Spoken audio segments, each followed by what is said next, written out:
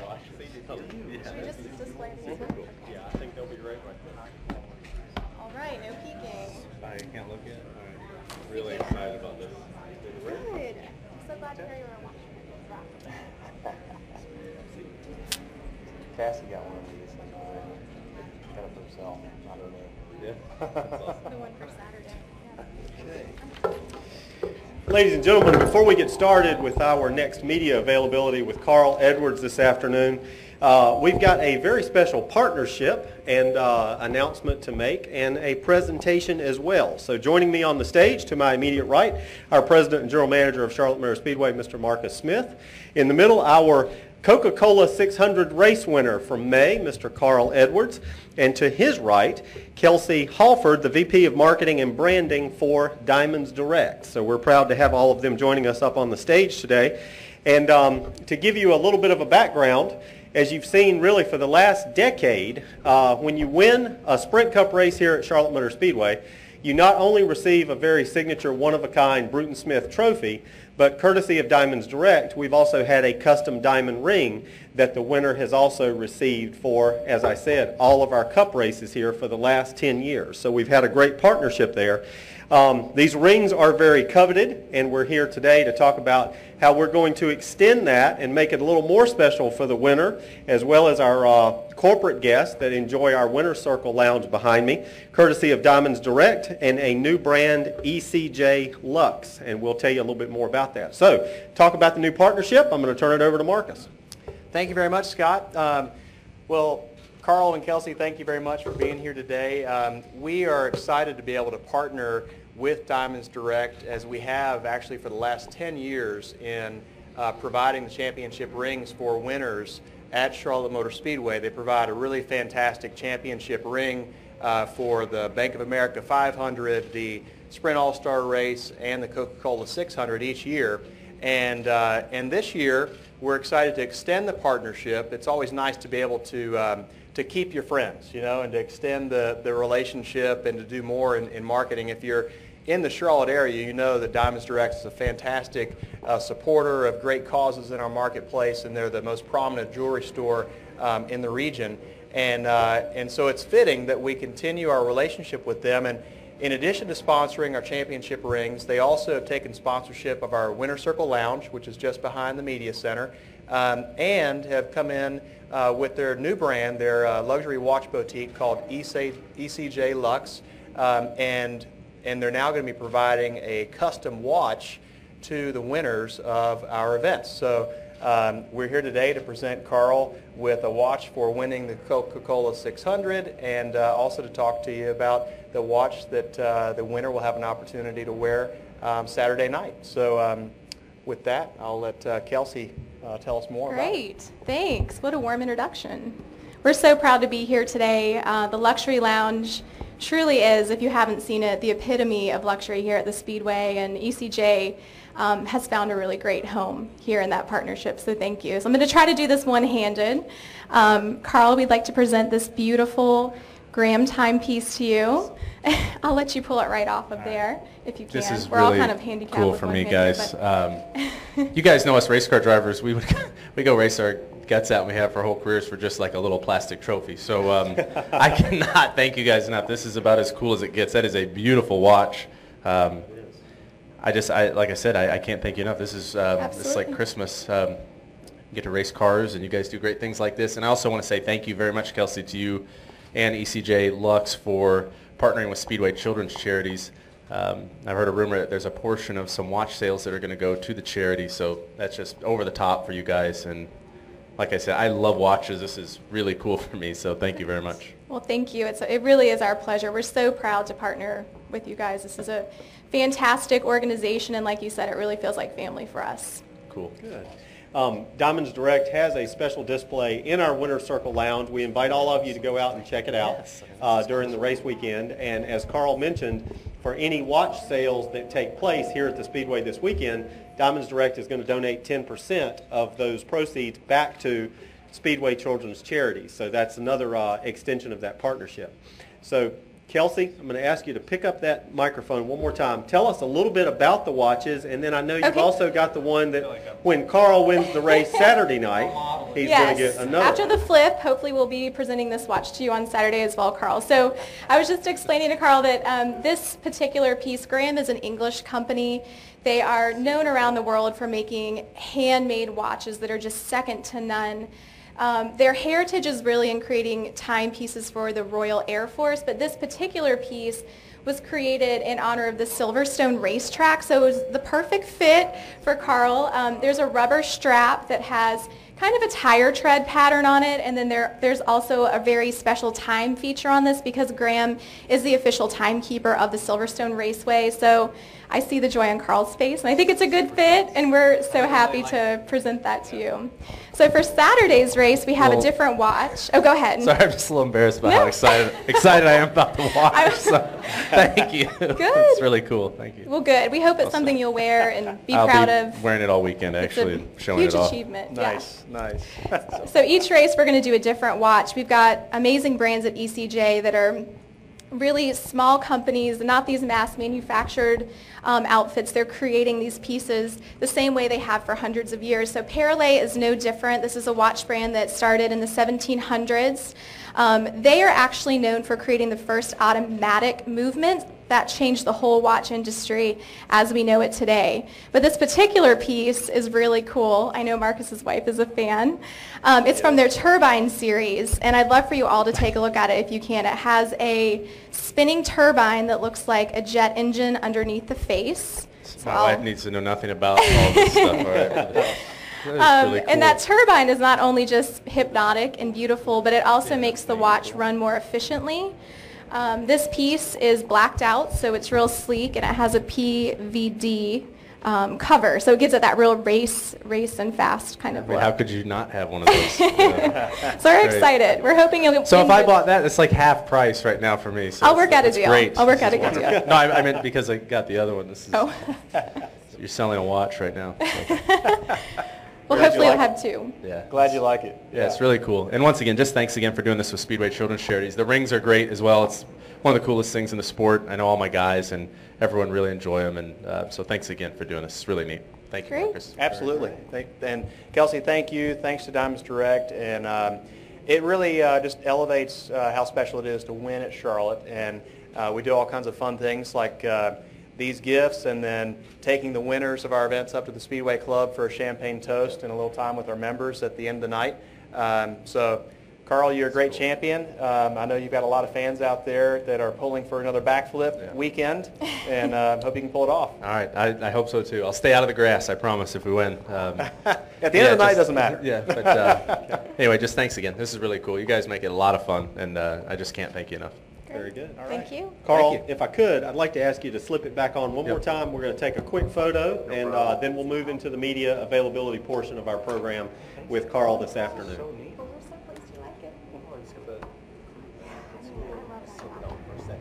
Have you guys stand up, and we'll take a quick photo, okay? Where do you want to stand? I'm going to get Rusty to kind of tell me which one. Okay, come around the front. Cool. Okay, right here. Follow Rusty to lead here.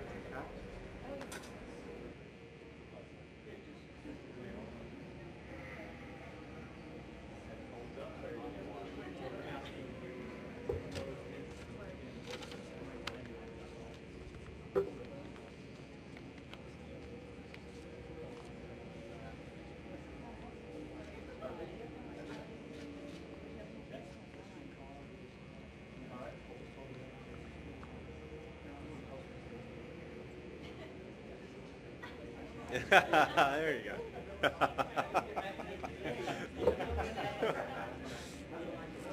There you go.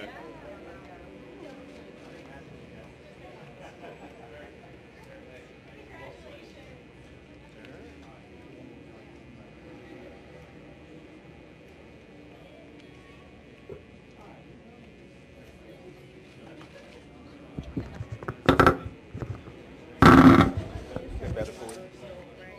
Get you something to stand.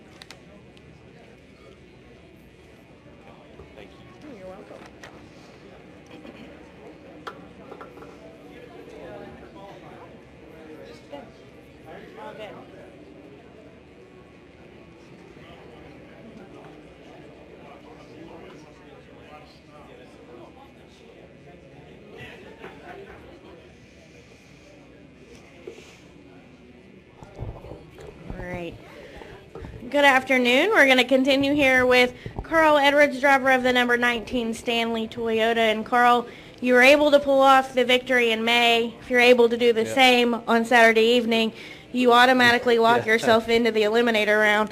Talk a little bit about coming back to Charlotte Motor Speedway in October and really the added pressure that Chase adds to be able, to take home the victory for not only the trophy, but, the advancement into the next round. Well, I mean, winning here would be great. It's this is going to be one of the toughest rounds. We talked a little bit about it this week. It's just it's good to be driving a JGR Toyota, though. We've been working really hard. The cars have been faster. We were fast in practice. We all feel pretty good. The balance was pretty good. So the tough thing is just to balance the car for the night race. And right now conditions are so much different, but definitely a win would be huge. It's I do believe this round's going to be a real tough one. All right, we'll go ahead and take questions for Carl. If you have one, please raise your hand and state your name and affiliation, and we're going to start up front with Mike. Mike Hembry, USA Today. What time is it? Well, my watch is over there. I'm not exactly Okay. sure. Couple of weeks, we'll cut down to 8. Yep. 3 of your teammates and you still in it. I know you're focused on what you're doing tomorrow, but how aware do you become as we go to another round of your teammates too? We're also trying to advance. I guess eventually we'll hopefully be battling one another, but right now we've done so well working together. I still feel like the more we can share with one another and the more we can help each other with anything, that the better off it is for the group. But I guess that could be a problem later. I mean, you never know, but I hope it's a problem. I hope we're having to race one another. But really right now, just because Talladega looms out there, you just have to focus on being as fast as you can these next 2 weeks, and we're just getting our car as good as we can get it and trying to get a win. All right. Viv, did you have a question? Yeah, Viv Bernstein, New York Times. Where have you been, Viv? I haven't seen you for a long time. Sorry, good to man. see you. Good to see you. How you doing? I'm great. They're giving me free watches. I haven't even done anything this weekend. Nobody ever gives me stuff like that. Yeah. Anyway, so what was my question? 3 weeks in, one guy's dominated, led a lot of laps. Do you feel like he's stomping you to the ground right now? Who are you talking about? No, I think honestly what the first round showed us is that no matter how fast you are, no matter how much confidence you have, no matter what the history has shown, anything can happen and you can be out of this thing. I mean, I don't know. I mean, really, to me, the story from the first 3 races, the part that stands out is that you can have a team like the 48 team out of it, a team like the 4 team, as fast as they've been, can almost not make it. I mean, out of the first round. I mean, if that doesn't tell you how tough this is, and I don't know what else could. So that I really think right now it's tempting to focus on a fast car, somebody that's doing well, but really you just have to go out and do your own thing and just not be in a bad position. It's really going to be tough. All right, we're going to go to Bob. Bob Pockris, ESPN. You won here in May on fuel mileage. How much better are you guys right now than you were in May? I think we're a lot better than we were in May. I mean, that win was a gift. Darian just made it happen, and I think we would have been about a 10th or 12th place car, if I remember correctly. And so coming back, somebody told me all the stats the other day at Media Day. I can't remember what they were, but we are markedly better right now than we were at the beginning of the year, and I think that's good because, I think to advance, you not only have to have a lot of good luck, but you're going to have to run up front. The way everybody's able to step it up in this chase is pretty amazing. That's a good question. I don't think there's one thing. I think that we just overall have been working every little part and working together and just getting the setups better and the cars better. And just what's been amazing is to watch how the whole group, the whole organization just keeps marching forward. Just even if it's little things, it's just we're always moving forward and making the cars faster. And that is it's fun to be a part of that, and it's fun to see throughout the year just the increase in speed every, maybe not every week, but if you go month to month, it just seems like we get faster and faster. All right, we're going to go to Reed. Reed Spencer, NASCAR Wire Service. You guys were the dominant team for 3 straight months, winning 9 out of 12 races. Was it at all an eye-opener for you to see the speed that the 4-car brought to New Hampshire and Dover? Those guys have been so fast just the last couple of years. I mean, they just, they've done a great job, and I think, they are just plain and simple. They've been really fast almost everywhere we've gone. So we expect that. The great thing about our teams right now, focusing on that, is that we just seem to have all the parts together. We work well as a group. We got fast pit stops. We're able to overcome things throughout the race. And knock on wood, so far we haven't had any big mistakes or failures of parts or anything like that. It's been really good. So I feel like we've just got a real strong group, and that's why you see all 4 of the cars in the position they're in points. And if we keep adding a little bit of speed and we keep working, I mean, I think I really believe whoever wins the championship, if it's not a JGR Toyota, they're going to have to beat at least 1 or 2 of us in Homestead. I really believe that. It just feels real strong right now. All right, we're going to go to Kelly and then back to our affiliates. Kelly Crandall from PopularSpeed.com. Carl, you knew the potential of what you could do at Joe Gibbs Racing before you came over here. You've won races. You're in the chase looking to go all the way to Homestead. But when you look back at your first year with the company, will you judge it as a success or failure based on how far you go in the chase? Well, I think so, yeah. I think that, we started the season with one goal, and that's to win the championship. And so it started off not really according to plan. It was not looking really great, and it's steadily it's become better and better, and we've been faster and faster. So if it continues this way, I guess right now I feel like a realistic goal is to win the championship. We have the speed, we have the team. We still need to get just a little bit faster, but it's getting better every week. And so yeah, I guess if we win it, I'll deem it a success. If we don't, I mean, that was the goal. So I guess in a way it would have to be disappointing, yeah. Russ Owens here in the back with NBC Charlotte. I know you guys get asked this each and every week this season, but just talk about Jeff Gordon's impact and being his final season and how weird that's going to be without the 24 on the track. Well, as fast as he always is, it'll be nice to not have to race him, but definitely it's obvious the sport's losing, and the fans are losing one of the icons of the sport. He's obviously a great competitor. I think him coming into the sport the way he did opened doors for tons of short track racers all across America. So, it will be a lot different without him out there. All right, we'll go to Stan. Carl, Stan Creekmore with RPMTonight.com. I know that this is an extremely important race for you to want to win and everything. But in less than 10 days, you also be faced with Kansas. Right. And it's my understanding Kansas, is one where it would just mean the world for you to win, right?